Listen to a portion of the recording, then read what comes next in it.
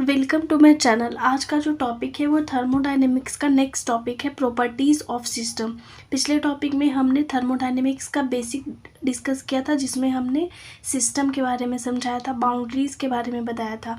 तो आज हम लोग उसी सिस्टम के टाइप्स बताए थे। ओपन सिस्टम क्या होता है, क्लोज सिस्टम क्या होता है और आइसोलेटेड सिस्टम क्या होता है। ठीक है, तो उसी सिस्टम का यहाँ पे प्रॉपर्टीज़ हम लोग डिस्कस करेंगे। तो चलिए स्टार्ट करते हैं आज का टॉपिक। प्रॉपर्टीज ऑफ सिस्टम में दो टाइप का प्रॉपर्टीज है, एक है इंटेंसिव प्रॉपर्टीज और दूसरा है एक्सटेंसिव प्रॉपर्टीज। तो सबसे पहले हम लोग इंटेंसिव प्रॉपर्टीज क्या होता है वो देखेंगे, उसके बाद एक्सटेंसिव प्रॉपर्टीज देखेंगे।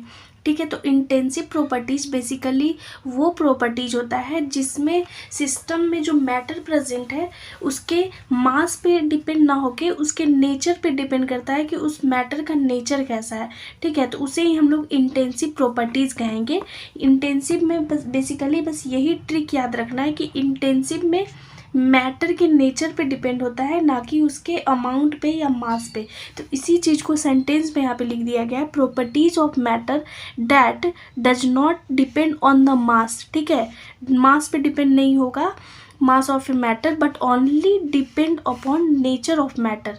एग्जाम्पल में क्या होगा, प्रेशर हो गया, टेम्परेचर हो गया, डेंसिटी हो गया, स्पेसिफिक वॉल्यूम हो गया, स्पेसिफिक इंथैल्पी हो गया, यहाँ पे एमपी यानी कि मेल्टिंग पॉइंट हो गया, बीपी यानी कि बॉइलिंग पॉइंट हो गया, या कलर हो गया। तो जो भी मैटर का ये सारा जो प्रॉपर्टीज है वो इंटेंसिव प्रॉपर्टीज कहलाएगा।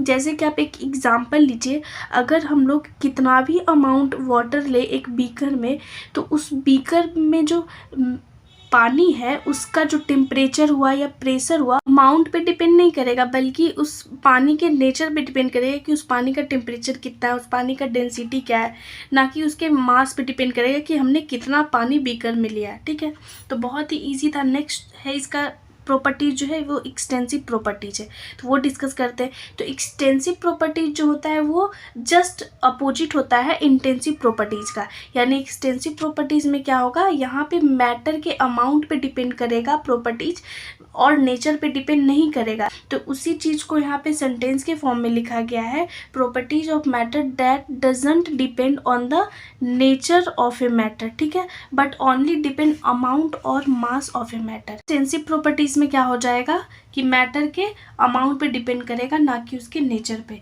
तो जैसे में एग्जांपल में यह लिखा गया है, mass, volume, length, enthalpy, entropy, length, ये सब जो सारा प्रॉपर्टी है वो extensive properties of a system.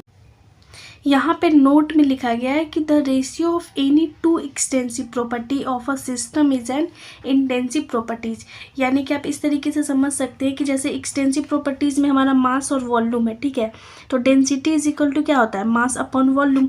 तो जब मास अपॉन वॉल्यूम कीजिएगा तो डेंसिटी निकलेगा, और ये जो डेंसिटी है वो कौन सा प्रॉपर्टीज है, जैसा कि आप यहाँ पे देखे थे, ये जो डेंसिटी है वो एक इंटेंसिव प्रॉपर्टीज है। तो इसी चीज़ को यहाँ पे लिखा गया है कि अगर हम लोग एक्सटेंसिव प्रॉपर्टीज का रेशियो लेते हैं, जैसे मास अपॉन वॉल्यूम लिए हैं, तो ये डेंसिटी आ रहा है जो कि इंटेंसिव प्रॉपर्टीज है।